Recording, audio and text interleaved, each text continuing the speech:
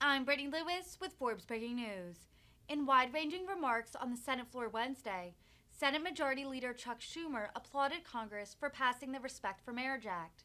The House of Representatives passed the bill Tuesday to codify the right for same-sex couples to marry into federal law. This comes after Justice Clarence Thomas suggested the Supreme Court should reconsider rights like same-sex marriage in future decisions after the court overturned Roe v. Wade last month. The bill passed 267 to 157, with 47 Republicans joining all House Democrats in supporting the legislation. Schumer was, quote, really impressed by how much bipartisan support it got in the House. Here's more from the New York Democrat. So, Mr. President, before I begin, I want to say something about the House-passed Respect for Marriage Act, which would enshrine marriage equality into federal law, which I fully and strongly support. This legislation is so important. I was really impressed by how much bipartisan support it got in the House. It passed 267 to 157, 47 Republicans, about a quarter, a little less than a quarter of their caucus, maybe a fifth, voted for the bill. The legislation is so important. I spoke to Senator Baldwin, who is one of the leaders of this legislation in the Senate this morning, and she is talking to Republicans to see where the support is. I want to bring this bill to the floor, and we're working to get the necessary Senate Republican support to ensure it would pass. Now, on the CHIPS bill. Last night, the Senate crossed a critical threshold on our way to passing major legislation to lower costs, increase manufacturing, strengthen supply chains, and preserve American competitiveness in the 21st century. I want everyone to note the final margin of last night's vote, 64 to 34. That's a clear signal that after a lot of hard work and after a lot of compromise from both sides, the path is clear for this CHIPS Plus bill to reach final passage. This has been bipartisan work in the Senate at its best, just as we saw previously with bills ranging from gun safety to hate crimes to infrastructure to VAWA and so much more. I thank my colleagues on both sides of the aisle for voting in favor of moving forward on this critical bill. For the information of all, today I plan to file cloture on this legislation, which after last night's vote includes incentive for domestic microchip production, including ITC, support for our wireless communication supply chain, ORAN, and the science package, which includes many of the provisions I authored in the Endless Frontier Act in partnership with Senator Young 2 years ago, and it's been a long struggle to get these vital pieces of legislation moving forward, and now they are. I hope we can get this legislation approved as soon as possible, because now it's clear it has enough support to pass this chamber. For all the many good things the bill does, the most important is that this legislation will help our country fight inflation in the long run. People are asking about inflation, as they should. This bill will help. America's chip shortage, exacerbated by the pandemic, has sent tremors across the entire economy and caused prices for all sorts of electronic goods to go up and up and up. Not only for electronic goods, cars, appliances, phones. But with this bill, we can make America a major chip producer once again, which will help ease pressures on our supply chains, strengthen our national security, and generate another wave of American economic activity for years to come. Thanks to last night's robust vote, we will also move forward on the science provisions that many of us have worked on very hard to pass into law.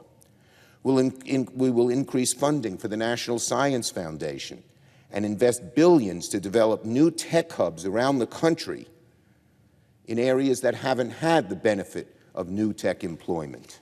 And this will all help America lead the way in developing technologies of tomorrow. More dollars, many more dollars than ever before, are going into the cutting-edge technologies, AI, advanced manufacturing, renewable energy, quantum computing, cybersecurity, 5G, so much more.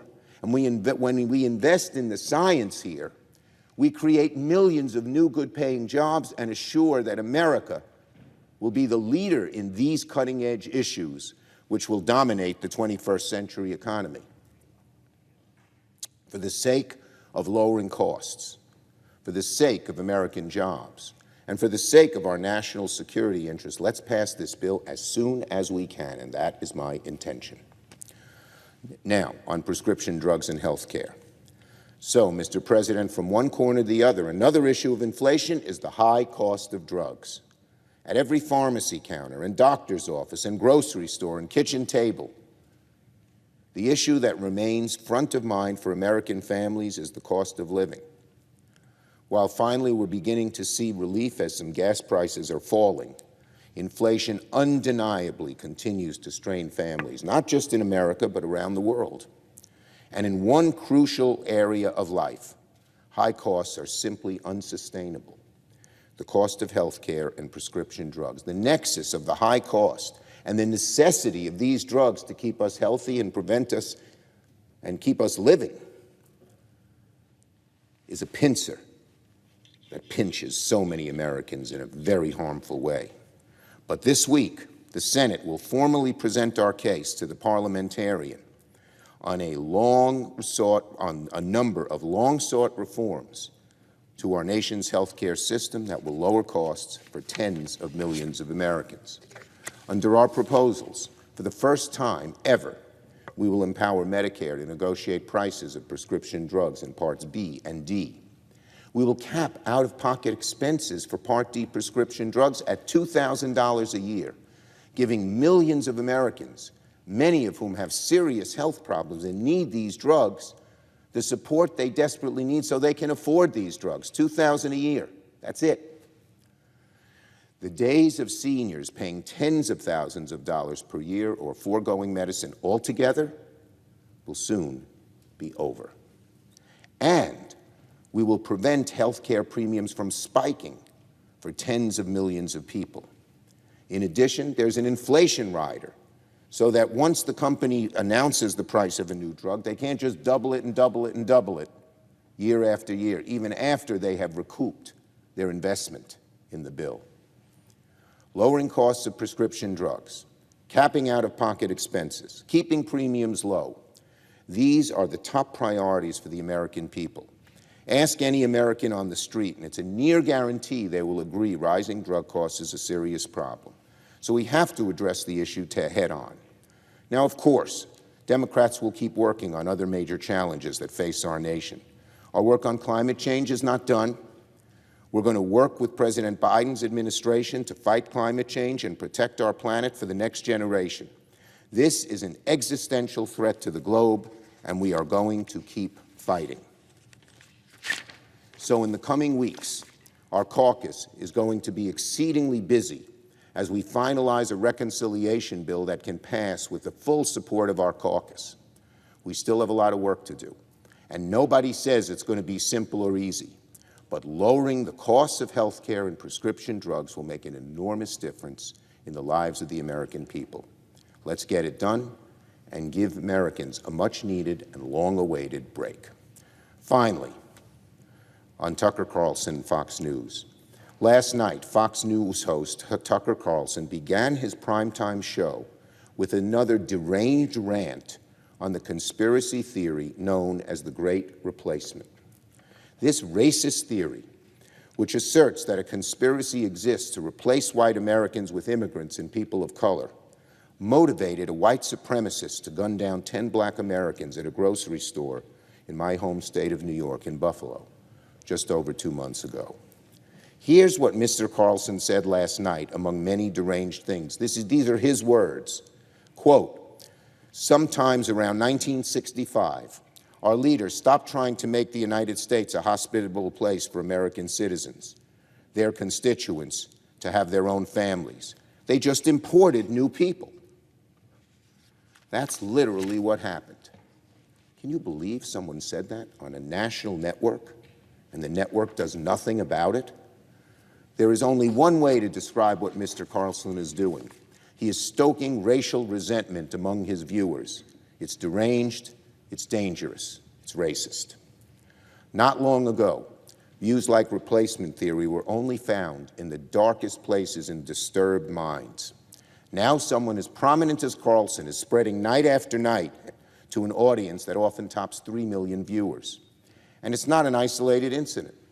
According to one measure by the New York Times, Mr. Carlson has spewed rhetoric that echoes replacement theory at least 400 times on his show since 2016. 400 times. This is not a one-off, what he just did last night.